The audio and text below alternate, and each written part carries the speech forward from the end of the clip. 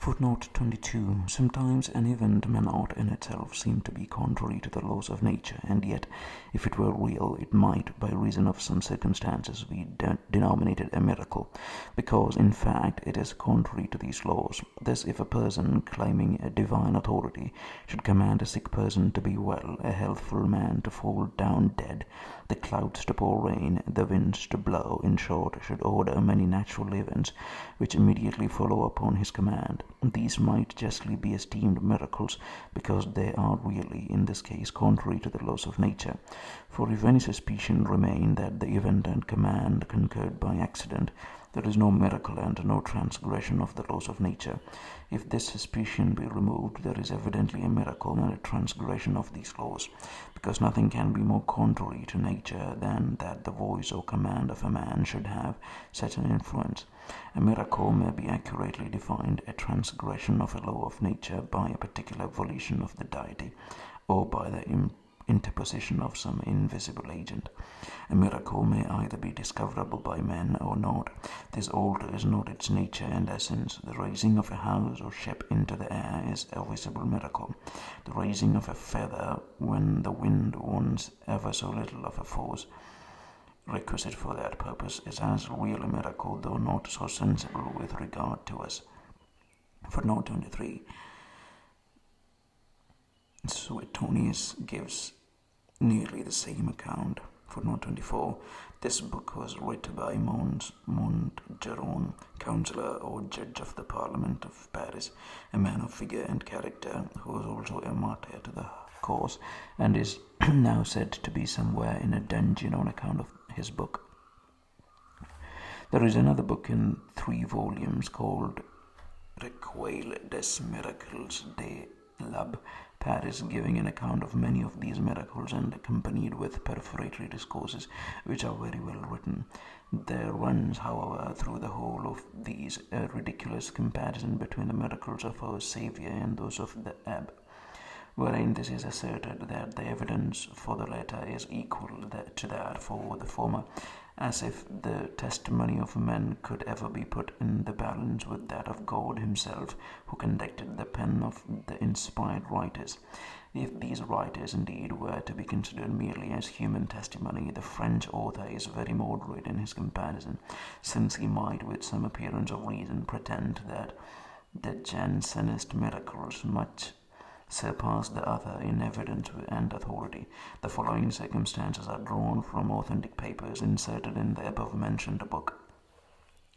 Many of the miracles of Abbé Paris were proved immediately by witnesses before the officiality or bishop's court at Paris, under the eye of Cardinal Noailles, whose character for integrity and capacity was never contested even by his enemies.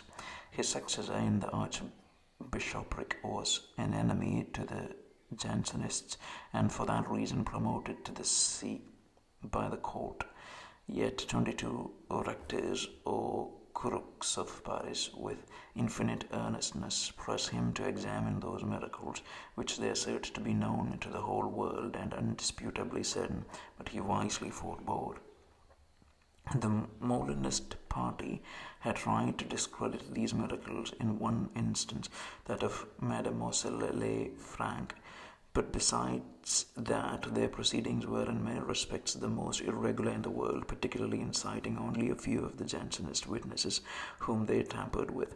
Besides this, I say, they soon found themselves overwhelmed by a cloud of new witnesses, 120 in number, most of them persons of credit and substance in Paris, who gave oath for the miracle.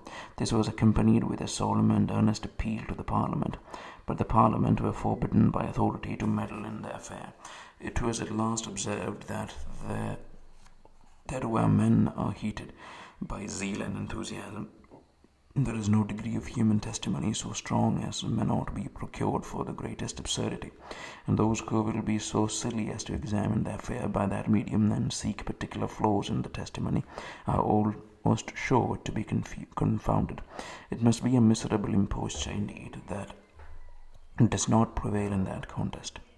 All who have been in France about that time have heard of the reputation of Mons Herod, the Lieutenant de Police, whose vigilance, penetration, activity, and extensive intelligence have been much talked of. This magistrate, who by the nature of his office is almost absolute, was vested with full powers on purpose to suppress or discredit these miracles, and he frequently seized immediately and examined the witnesses and subjects of them, but never could reach anything satisfactory against them. In the case of Mademoiselle Thibault, he sent the famous De Silva to examine her, whose evidence is very curious.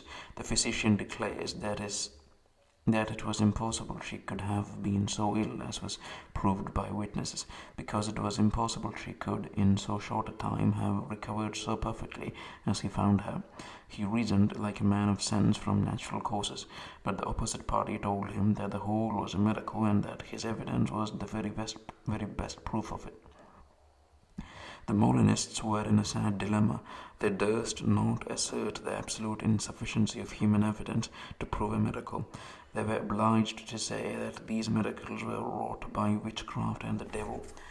But they were told that this was the resource of the Jews of old.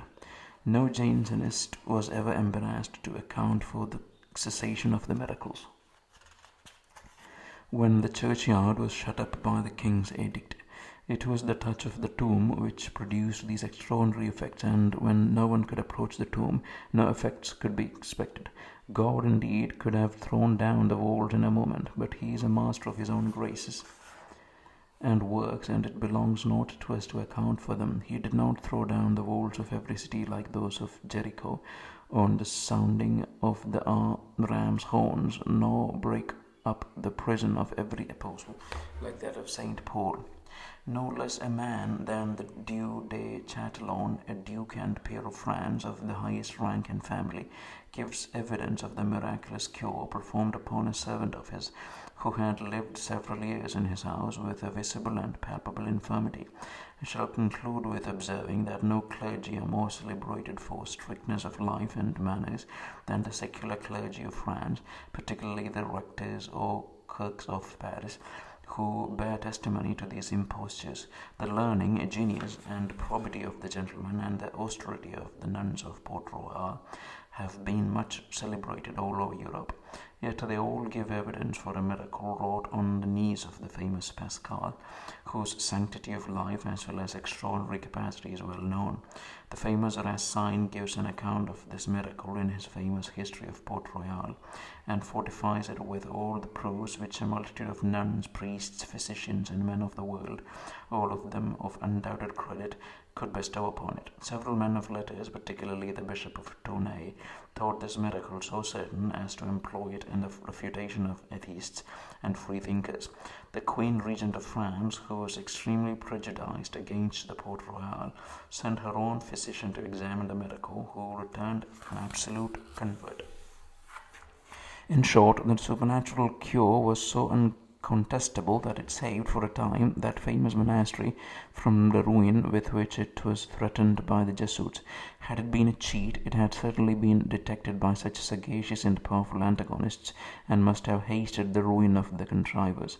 Our divines, who can build up a formidable castle from such despicable materials, what a prodigious fabric could they have reared from these and many other circumstances which I have not mentioned? How often would the great names of Pascal, Racine, Amode, Nicole have resounded in our ears!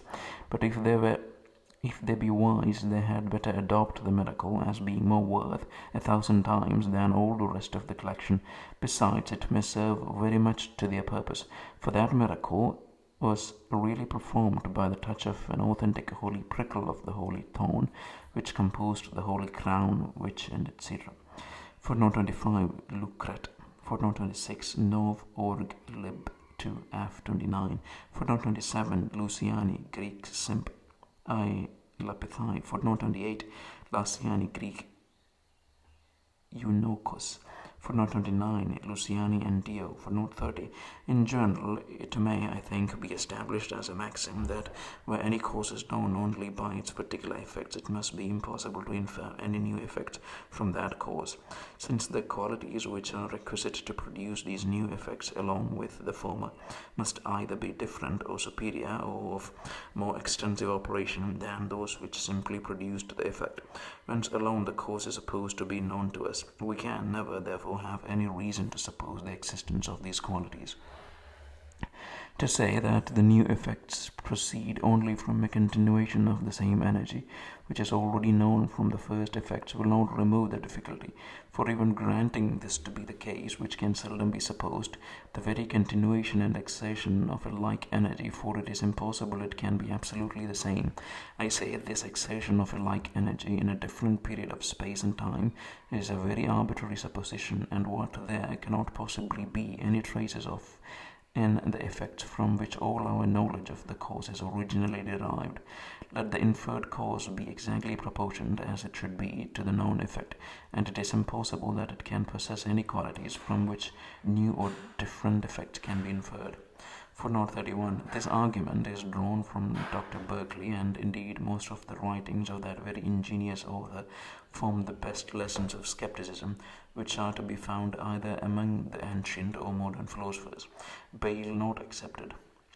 He professes, however, in his title page, and undoubtedly with great truth, to have composed his book against the skeptics as well as against the atheists and freethinkers, but that all his arguments, though otherwise intended, are in reality merely skeptical, appears from this, that they admit for no answer and produce no conviction. Their only effect is to cause that momentary amazement and irresolution and confusion which is the result of skepticism.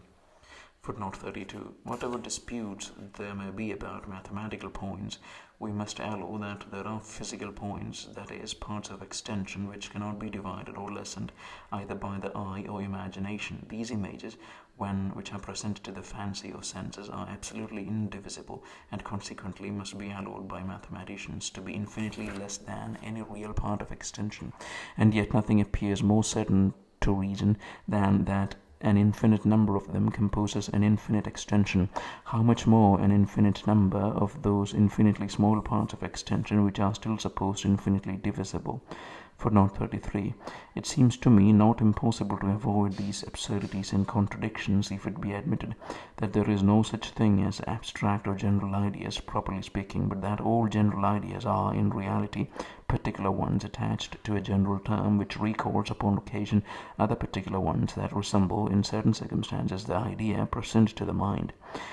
Then when the term holds is pronounced, we immediately figure to ourselves the idea of a black or a white animal of a particular size or figure. But as that term is also usually applied to animals of other colors, figures, and sizes, these ideas, though not actually present to the imagination, are easily recalled, and our reasoning and conclusion proceed in the same way as if they were actually present. If this be admitted, as seems reasonable, it follows that all the ideas of quantity upon which mathematicians reason are nothing but particular, and such as are suggested by the senses and imagination, and consequently cannot be infinitely divisible. It is sufficient to have dropped this hint at present without prosecuting it any further. It certainly concerns all lovers of science not to expose themselves to the ridicule and contempt of the ignorant by their conclusions, and this seems the readiest solution to these difficulties. Footnote 34. That impious maxim of the ancient philosophy, ex nihilo nihil fit, by which the creation of matter was excluded, ceases to be a maxim according to this philosophy. Not only the will of the Supreme Being may create matter, but for aught we know a priori, the will of any other being might create it, or any other cause that the most whimsical imagination can assign.